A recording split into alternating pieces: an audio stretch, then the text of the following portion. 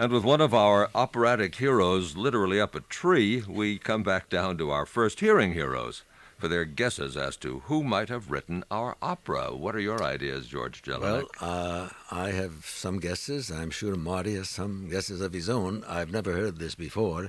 It is a kind of a pastoral Singspiel in the style of the very early 19th century, and my guess it would be some of that quite ingenious instrumental interplay made me think of Carl Maria von Weber, but I'm afraid Weber wrote more sophisticated scores. So my guess is that possibly Konradin Kreutzer, or that would be my best guess. Someone who had previous knowledge of Mozart's The Magic Flute and Papageno's role therein. A wonderful bass baritone here, rather ordinary tenor, and a very, very charming piece, but that's about all I can say.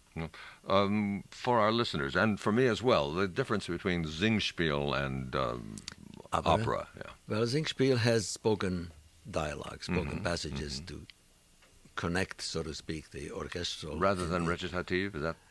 Well, the recitatives are possible, but the spoken dialogues are essential. I see. Well, thank you, George, for all that. And I'll let you know, incidentally, as to what your guess has borne. Martin Bookspan? My guess is, well, just a little later in the 19th century, Lortzing or Marschner.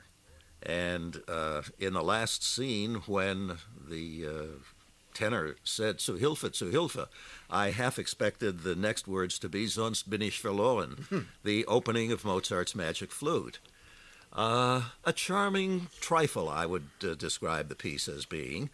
One that I'm sure must be a popular repertory item in second and maybe secondary and tertiary German-speaking opera houses, but a lot of fun.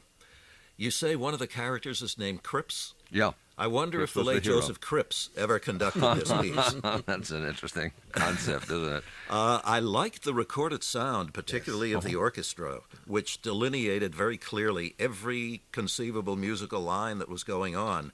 And I quite agree with George, that bass baritone is quite something. Well, all right, let us not hesitate any longer. It's you're absolutely correct, George. Kreutzer. No, the first guess.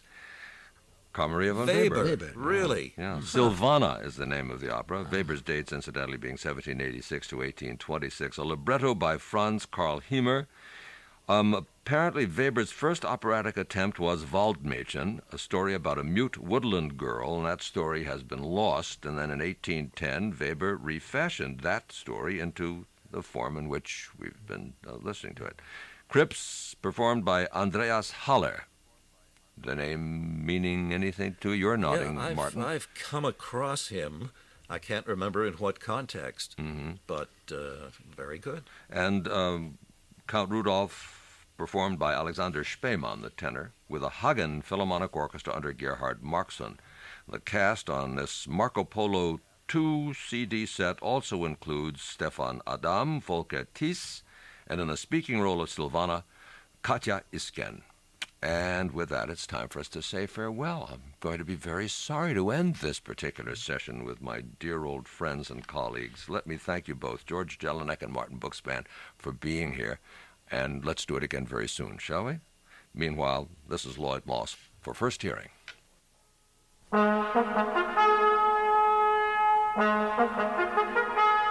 First Hearing was programmed and produced by Robert Sherman.